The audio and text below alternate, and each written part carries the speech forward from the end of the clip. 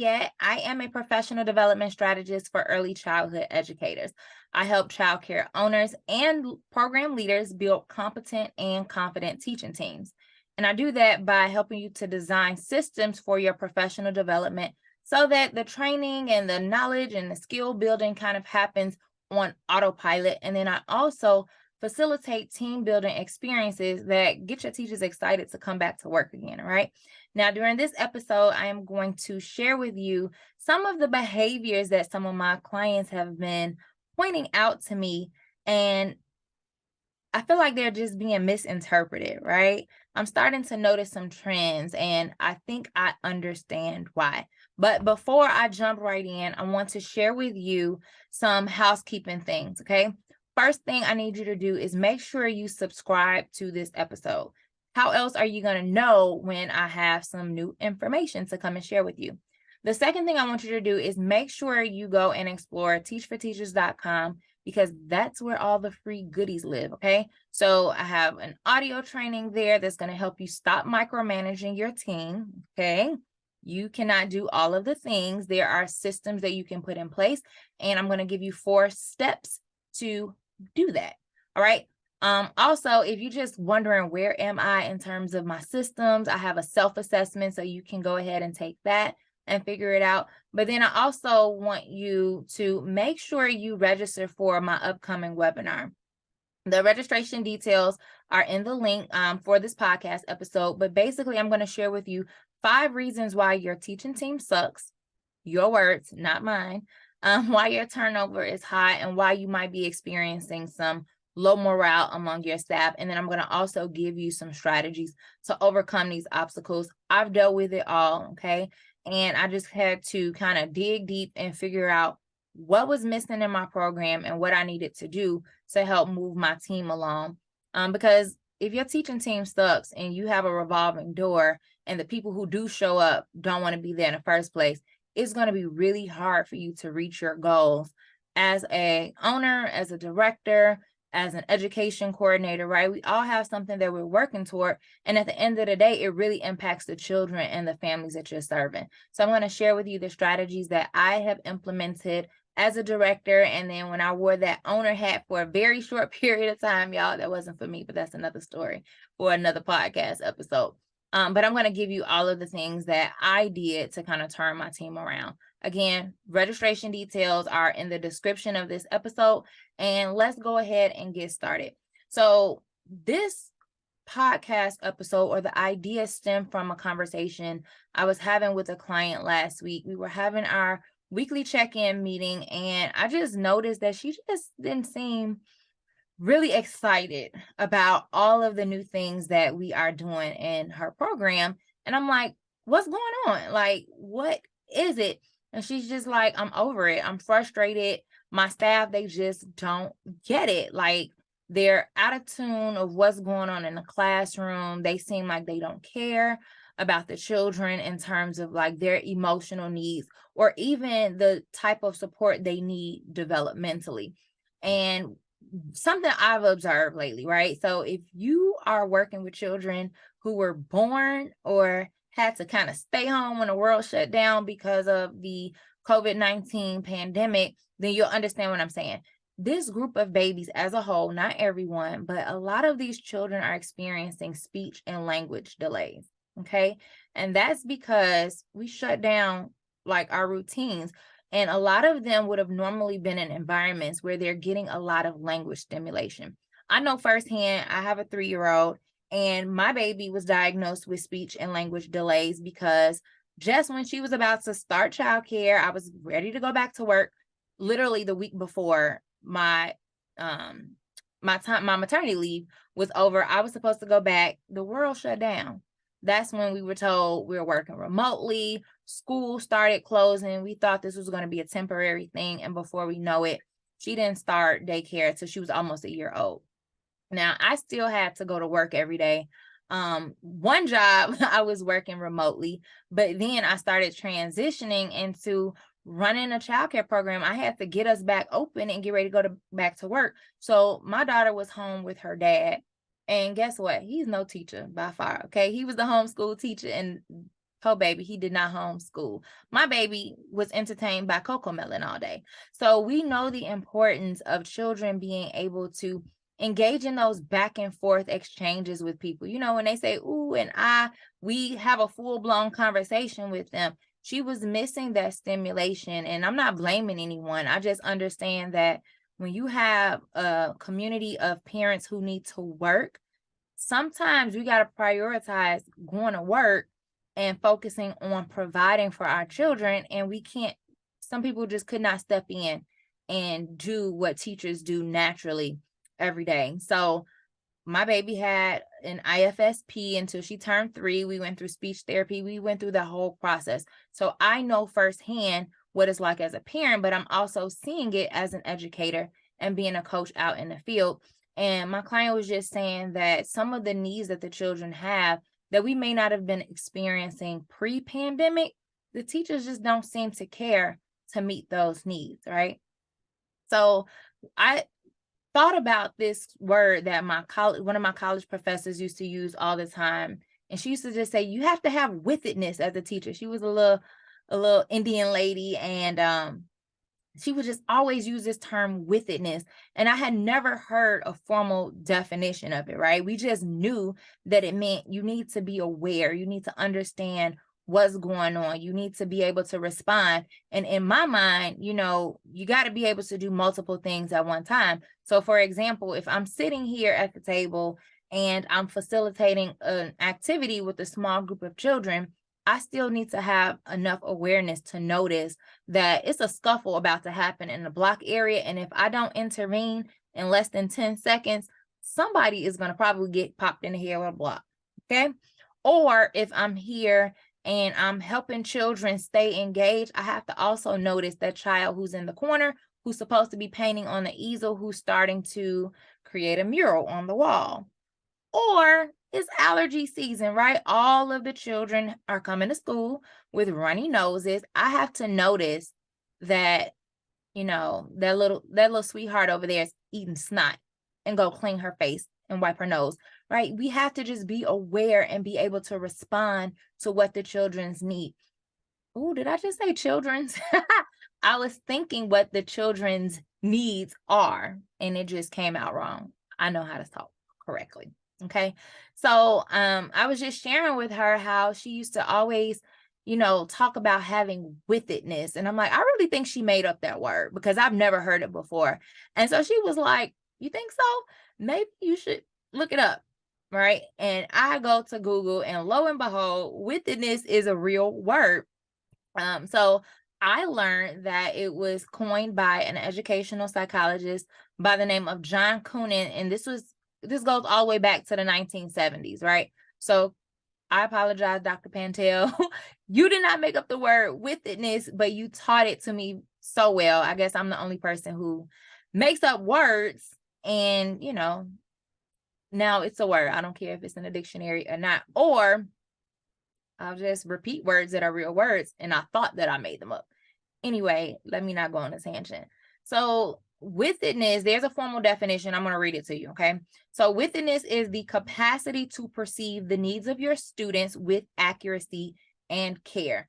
And teachers who use withitness notice the behavior of all students and respond quickly to unexpected events. So we know that working in early childhood education, you can't predict everything that is going to happen. You have to be able to respond appropriately in the moment. And that can be a lot sometimes, right? But sometimes teachers aren't able to do this effectively, and we're mistaking this inability to demonstrate withitness for some other things. So there are so many reasons that a teacher doesn't have withitness or they don't display it. I'm just going to go over 5 of them. Okay. So bear with me. I did write down my notes today because if not, I was going to go on a tangent and you would be here with me until tomorrow. And I know you have other things to do. So here's the first thing. If your teachers seem like they're disinterested, they're disengaged, they're just not connected with the children, it's not because they don't want to be bothered. It's because they lack awareness, right? They just genuinely don't notice what the heck is going on. So one of the things we need to be able to do as educators is notice when a child's behavior starts to change. So I'll give you an example, right? I have a 3-year-old and we've been going through this potty training business for longer than I care to experience. My oldest was very easy. My middle daughter, it was a rough period, but this last one, it has been the pits, right? But one of the things that I do is I pay attention to their behavior and those subtle cues. So I knew we were making progress with this potty training thing when she would be standing, playing, eating a snack, watching TV or whatever, and she grabs her crotch, right? You know how kids grab their crotch and they do that little pelvic thrust like Michael Jackson do in a Thriller video? That means I gotta pee, right? So when I see her do that, I know, it's time to go to the bathroom, right?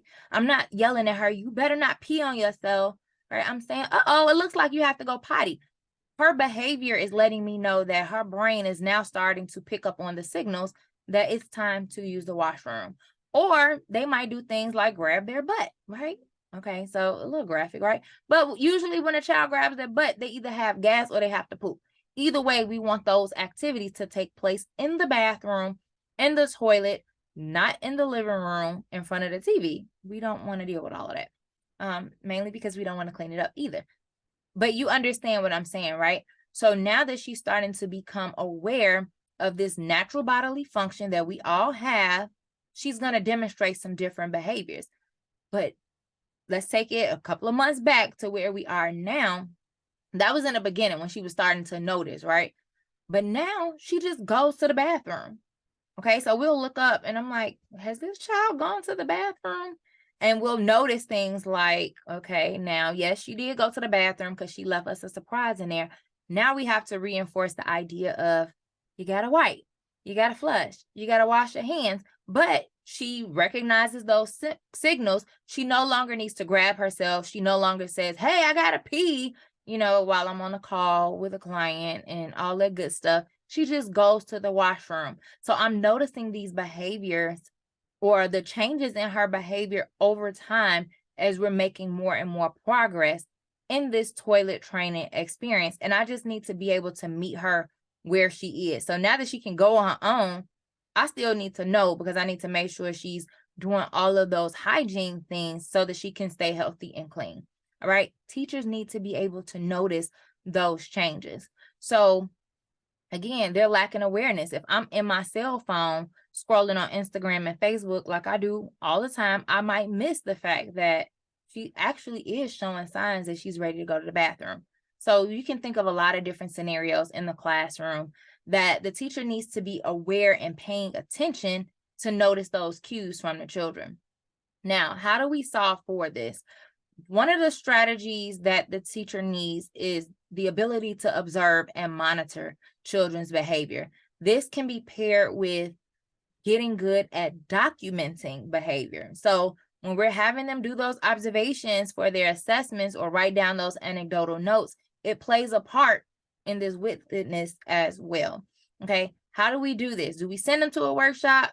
You can, but I feel like coaching and working with them hands-on is going to be the best way to provide this skill. So what I would do is just kind of shadow the teacher, the same way we would have them shadow a child to understand their behavior and start pointing out cues that they may miss. Okay. They just need to become more aware of what's going on and then get in the habit of observing, monitoring, and then documenting. So for me, even though that observation of my child grabbing her crotch and doing the Michael Jackson dance may not fit into her educational observations, that might be something that I want to take note of. Okay, I want to take note of the time. Like, what is she doing? Or is there certain times a day? Like, are there patterns I should be looking for? So, for example, I know, for my oldest, she was a pretty easy child to toilet train because she had a regular schedule. I knew that she was going to poop first thing in the morning when she woke up. That was easy, right? Because now I'm not wondering, like, do I make a Target run? Because this child might have to poop, so I got to stay home until she has her bowel movement. None of that. She was very predictable. So I knew that once she had her bowel movement, I was free to move around outside in the streets and make it back home by lunchtime when it was time for the second one, right? noticing behaviors, picking up on patterns, so that when things change with that child, an alarm should go off in your head, okay? So the second behavior that teachers are demonstrating is that they're either too lenient, meaning they have no boundaries whatsoever, the children are doing whatever the heck they want to do in the classroom, or they're too strict, okay? They're too rigid, they're so rigid that the children don't even want to be there. It's not a fun place to be. They can't do anything. They're suffocated by these rules and expectations. And it lets me know that this lack of balance means that the teacher, really doesn't have great classroom management skills, because a teacher who can manage the classroom well has a healthy balance of allowing children to display autonomy, and then you balance that with them knowing boundaries. They're clear on what the expectations are. Therefore, they know what their limits are. Like, for instance, when I let my daughter outside to go play, she loves to go out and blow bubbles, right? She knows that she can blow bubbles anywhere on that porch, but she better not walk down those stairs. Or in the classroom, when I was a classroom teacher, we would take the children to the park. Some days we go on the playground, and then some days we take a nice walk to the park. They knew that we do not go outside the parameters, okay? You know how they have like those little wooden planks to kind of line off the playground, the play area? They knew we stay within those boundaries, right? So you can play on this equipment, but not this equipment. So there has to be a balance of allowing children to explore and be free and just understand what's going on in their environment, and then also having boundaries and expectations, for one, to make sure we keep them safe, and two, because they just need to have boundaries. They should not be allowed to run wild, okay?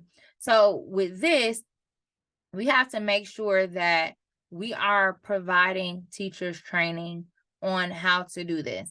Now, there are workshops and trainings you can send teachers so that they can get some strategies and skills in terms of classroom management, but you got to be able to support them to come back and implement it in the classroom. So, for example, in one of the workshops I teach, we talk about having rules and expectations in the classroom as a part of building that learning community with your children. So in preschool, we had big rules and we had little rules. One of our big rules was that we stay safe.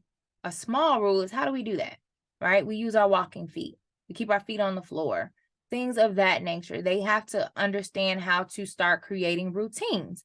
I used to have children who just love to run, right? So I stopped telling them, you can't run. We walk in the classroom, we run on the playground. And I made sure that I created a schedule that allowed children to burn that energy off. I had to provide space to meet their physical need, okay? So you can't just send them to a training on classroom management. You got to make sure that when they come back, they have the support to follow through with those strategies they learn. And you got to consistently follow up with them to check in and see what's working, what's not working, what do we have to fine tune, okay? You don't jump in and run their classroom for them. I've seen a lot of leaders do that. And guess what? If you constantly go in the classroom to manage it for them, they're never going to get the skills. Now, that also doesn't mean that you just wait to right before they totally lose their, insert your favorite explicative here, until they finally lose it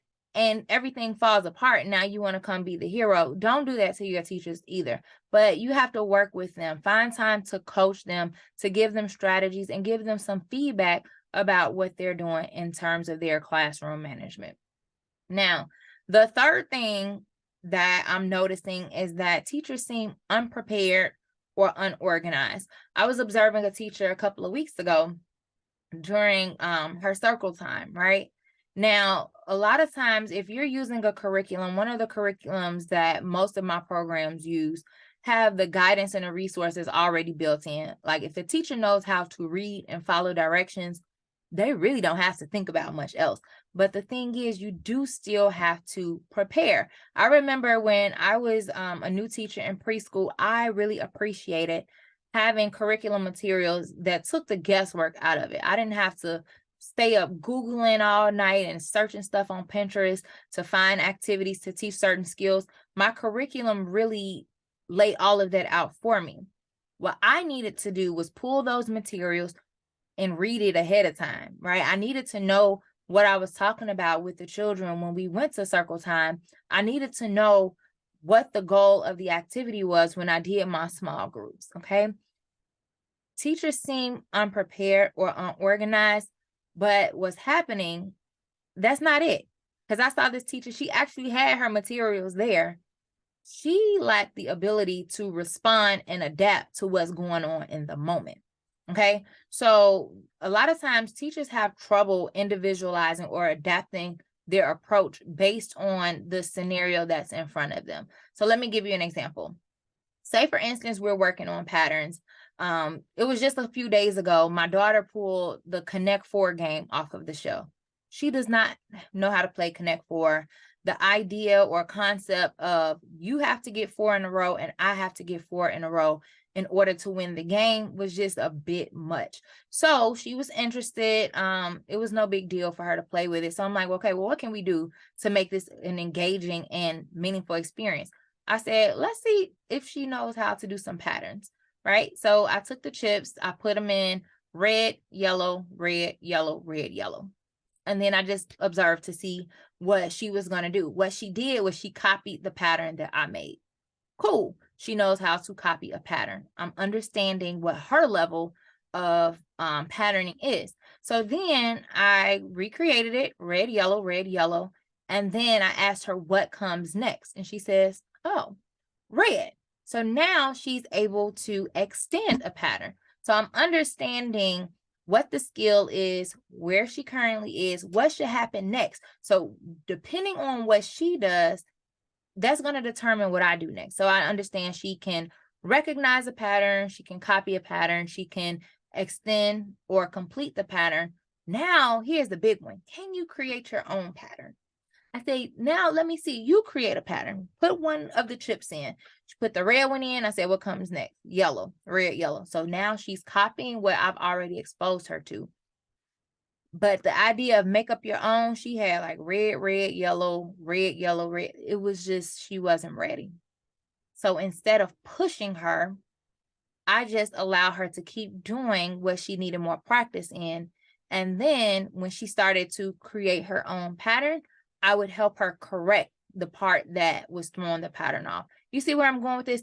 A teacher with withitness, right, has to be able to respond to what the children is doing in the moment. So even though I had a lesson on patterns prepared, and this is what I wanted to teach, maybe I wanted her to just copy my pattern, or maybe I was going to do something totally different.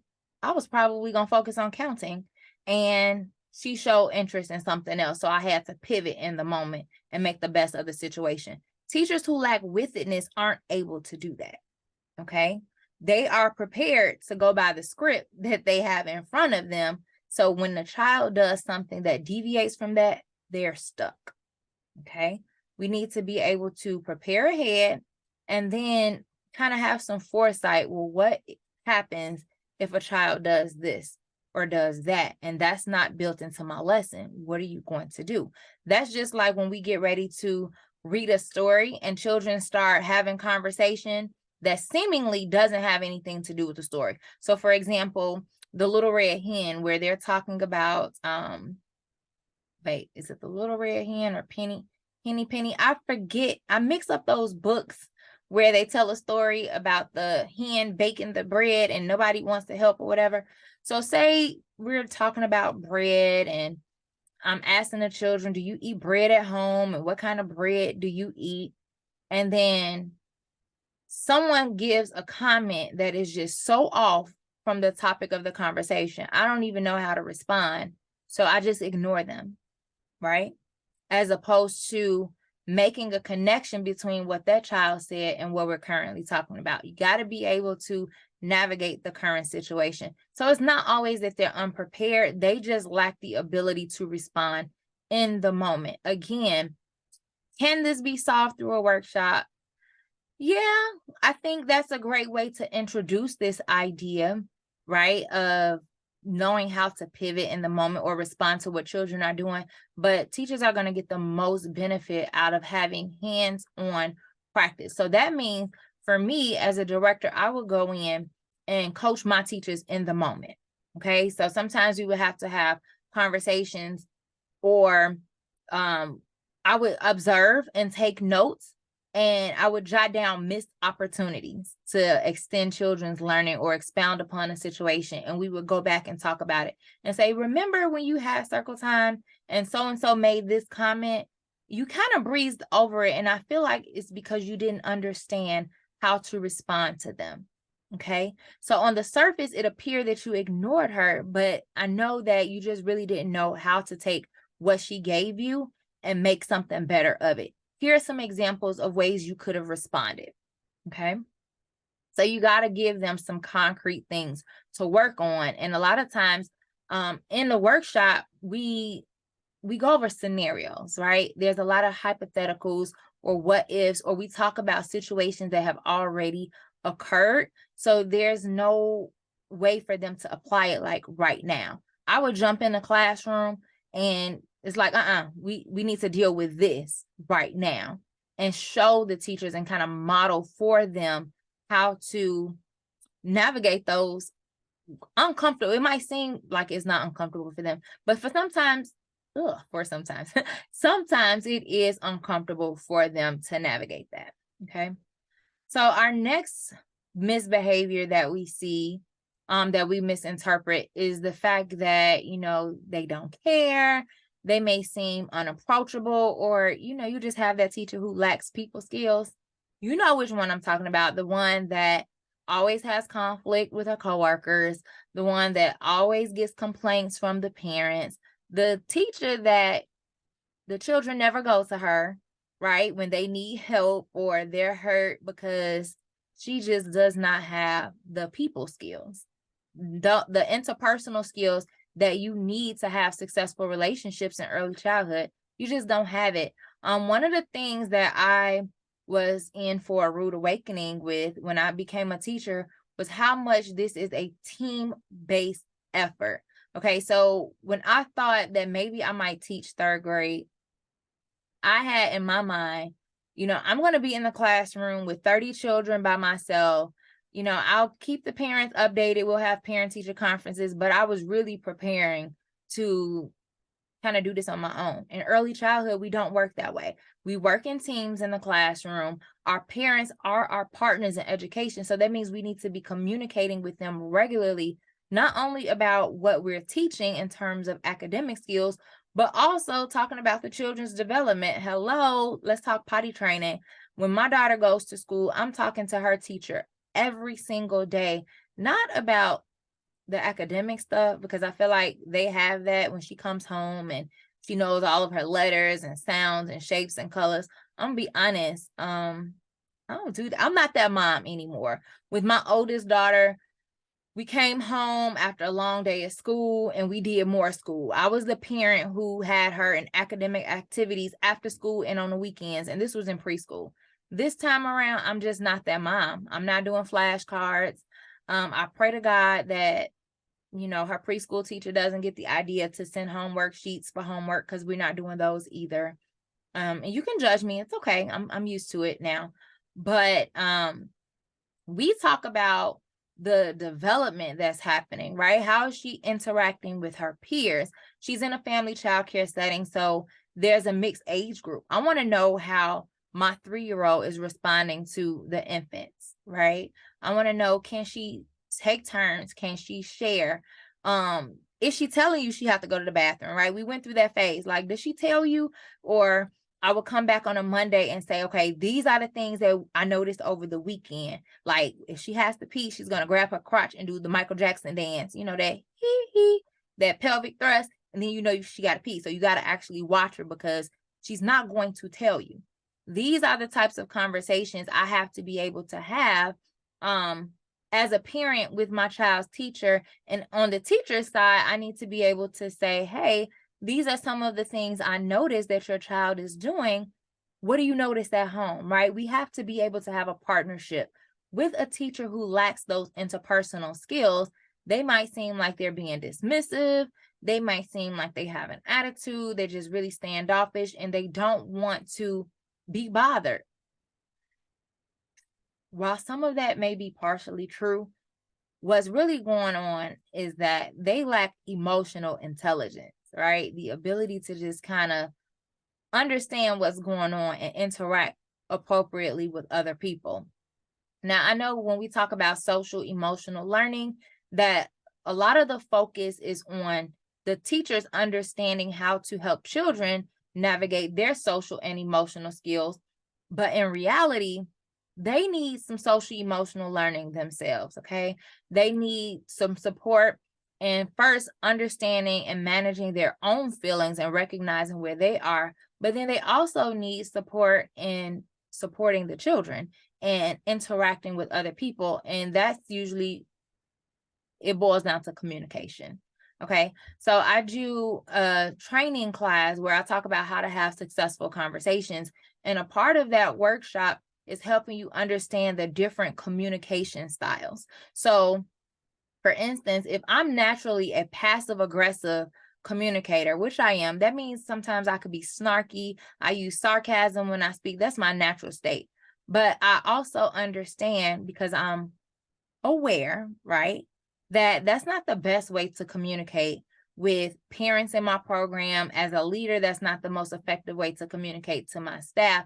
So instead of working within my natural communication state, I'm going to switch to a more assertive communication style, right? Where I can be direct. Well, I need to be direct, right? And sometimes in my sarcasm or in my attempts to be funny, I'm going to offend. Or even if I don't offend someone, they might not get the message that I'm trying to send. So I need to be very direct and clear in what it is that I need them to know. Okay. So these are some of the things that you're going to have to work on with that teacher. And so I had a teacher that worked with me who just, poor thing, she really did mean well. And she wasn't aware of how her behaviors and the way she communicated impacted her work.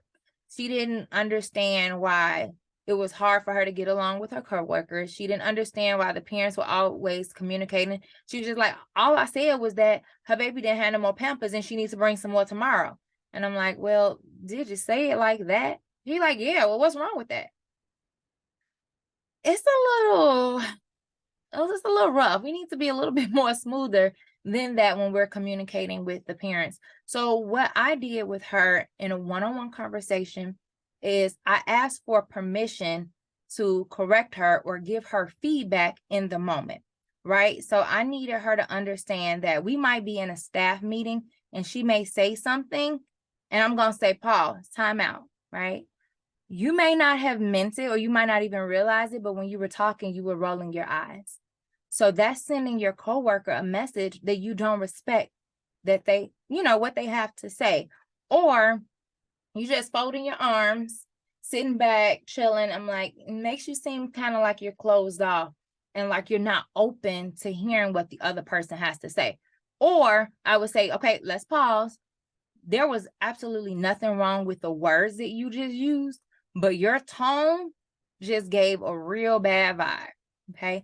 So in private, I let her know that in order for her to become aware of and actively work on her behavior, right, and her ability to interact better with other people is going to mean I have to make you aware of what you're doing. Am I saying you got to totally change who you are?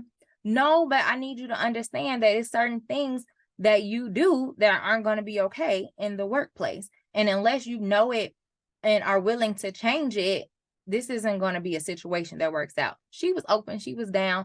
And at the end, she took those skills that we worked on to another job, right? That was the reason she was getting fired from other places, or she would quit because it was too hard to get along with other people. And I'm like, it's just really your, what do you call it? Like your mannerisms. Okay, I know that I speak with my hands a lot. I know that I make faces when I speak, all of that. It's just being aware and being willing to make adjustments where it's appropriate and necessary. Okay. But you can't do that in a workshop.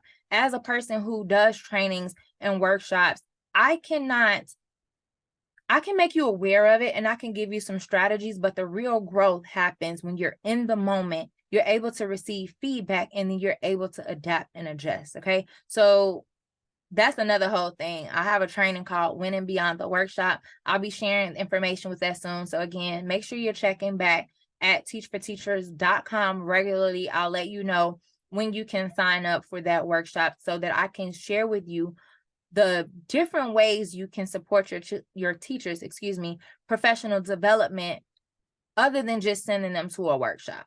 Okay, we're going to have to roll up our sleeves and do a little bit more than having them go for 2-3 hours, learn some new skills. Like, we have to help them, again, follow through with those strategies they learn, and then we have to follow up consistently if we're going to see results. All right, let me go to the 5th behavior that we see, and I think this could just be a generational thing, I'm not sure, but it appears that the teachers are lazy, right? They take no initiative. You have to tell them to do every single thing. Like, why should I have to come in a classroom and ask you to wipe their child's nose? Why should I have to say none of their shoes are tied and they're going to trip and fall? This teacher is usually reactive, right? So they're not going to notice the child who has that little bit of snot at the end of their nose on the tip. They're going to wait until they're full on eating green boogers for lunch before they decide, oh, let me get a wipe and clean your face, right? Or, they ate breakfast, they had waffles with syrup for breakfast, and it's all over their face. The parent should not see syrup from breakfast or spaghetti from lunch on their children's faces when they come and pick up at 5 and 6 o'clock p.m. They just shouldn't. But what happens is sometimes it takes for the parents to complain about their children having dirty faces, and the teacher's like, oh, okay, well, I can clean their face. No, I need you to notice that ahead of time and get in front of the issues. So they lack the ability to predict and proactively solve problems. Okay. And, that's not a judgment. I've been there before. I had to have a few parents complain. I remember one of my first jobs as a teacher, one of the parents complained about their children being dirty. And I love this parent because she taught me early on in my career, like, she sent her children to me clean and neat. She wanted her babies back the same way. This is a parent, she had multiple changes of clothes, right? So we go to the park and play, and her daughter gets her shirt dirty. When she comes to pick her up, she wanted me to change her clothes. Now, I didn't have to do this for every child, but it was important to this parent, and I cared about the relationship, so I made sure that I took care of those things, right? I know that lunch, breakfast, snack, all of those things are going to happen at the same time every day. And when the children are done washing their hands, they're going straight to the table. Therefore, we are going to wash and sanitize the tables first, so we don't have to be spraying water and bleach and soap at the table while the children are already sitting and the lunch lady is rolling the cart in. Okay, so we need to, again, make the teacher aware that these are some of the areas that they're struggling in. And something that I did for one of my teachers who I noticed, she just, she was great, but sometimes she just didn't take the initiative. I gave her a checklist of things that I needed her to do and when I needed them to do them. So for example, after lunch, the children would come and sit on the carpet while the other teacher put the cots down. When the children come to the carpet, I need you to give everybody a baby wipe. This was preschool children, so they are capable of cleaning their own face. These are the self-help skills that they should be learning anyway. So when they're on the carpet, as you all are winding down, wrapping up from lunch, I need you to give everybody a baby wipe. Or when they go to the bathroom to wash their hands, give them a wipe and let them look in the mirror and clean their faces. Simple. When we get up from nap, our program, the children were required to keep their shoes on. We stopped taking shoes off during nap because, I would do things like pull a fire alarm in the middle of nap time. I need you to know what to do when there's only one teacher in the room, because that was all that was required for this age group. I need you to know what to do. So yes, I pull fire alarms during nap time, during lunch, while you're in the bathroom, when your teacher is supposed to be in the classroom, but she's in everybody else's room. This is a perfect time to pull a fire alarm because you left your co-teacher in there by herself out of ratio, right? So I did things like that. I believe in teachable moments. But anyway, I just needed the teachers to know that when the children got up, even though they didn't take their shoes off, before we head out to the playground, make sure everybody's shoes are tied. Okay, we know that parents are going to start coming at about 4 o'clock. Go ahead and do another look over their face to make sure they're clean. These are the things that I had to explicitly say until they became habits, right? I even had one teacher check it out. I need you to check this off initially when you do it, because that was the only way they were going to do it. And over time, they did learn to be a little bit more proactive. But we have to not be so dismissive and be so frustrated. Like sometimes the teachers will get frustrated with the children. Like, how am I going to get mad at you when I'm supposed to be teaching you the thing that you don't know, right? So we need to make sure that we're being proactive and giving them the resources and the support they need to do a better job, the same way that we want them to support the children in the classroom. So these have been our 5 misinterpreted behaviors. I'll do a quick recap. So you probably think your teachers are disinterested when actually they're genuinely not aware. You might think that they're either too lenient or too strict with the children. They just don't have classroom management skills, and they don't know how to find that happy medium or create a nice balance in the classroom. Okay. You might think that they're unprepared or unorganized when they really could have poured their heart into preparing for what they had going on. They just don't have the ability to respond and adapt in the moment. Okay. That's that withitness. You got to take what you have in front of you right now, even though you prepare something else, and be able to respond to it. Number 4, they might seem like they don't care. They're unapproachable. They don't have people skills. They need some social emotional learning just as much as the children need it. And guess what? If you don't address that area, it's only going to get worse, because teachers cannot give what they don't have. So we have to be able to support them in developing their emotional intelligence. I think there's a book on emotional intelligence. I'm sure there is a book on it. I'm just not sure if that's the title. I would advise you to get it, read it, share some tips, give it as a gift, right? But we all need emotional intelligence in order to be successful in working with colleagues, parents, the children, community partners, right? That's just a skill that you can't lack if you're going to be successful as an early childhood educator. And last but not least, if it seems like your teachers are not taking any initiative, they're a little lazy, you have to micromanage them and tell them all the time, then that means that they are probably lacking the ability to be proactive in problem solving. Okay, they don't see the problem before it becomes a problem, therefore they can't solve it before it's really an issue. And so we just have to be diligent about pointing out some of these things for them and then giving them the strategies to get ahead of it. All right, so that has been our common misinterpretations of teachers' behavior. Thank you so much for listening to this episode. Make sure you subscribe. If you think that this is some information that someone you know would find useful, please be sure to share it. And don't forget to sign up for our upcoming webinar. Until the next time, I will talk to you soon.